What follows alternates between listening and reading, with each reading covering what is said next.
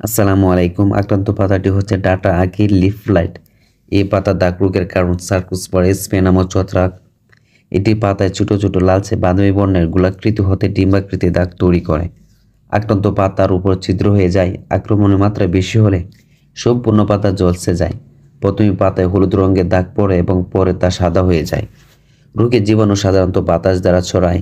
তাছাড়া গাছের মধ্যে নেমাটোড ও লাল মকড়ার আক্রমণ রয়েছে। দমন ব্যবস্থাপনা: ক্ষেত সবসময় পরিষ্কার পরিচ্ছন্ন রাখতে হবে। রোগাক্রান্ত পাতা তুলে মাটিতে পুঁতে ফেলতে হবে।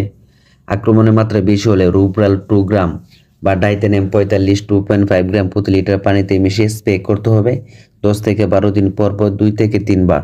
তাছাড়া পাতার দাগ এবং মাকড়ের জন্য copper oxychloride, propiconazole, difenoconazole, mancozeb, sulphur ইত্যাদি গ্রুপে কীটনাশক স্প্রে করতে পারেন, যেমন mister Top, Tubit, Filia, Ridomil Gold, Kilibar, Tilt ইত্যাদি। করণীয়: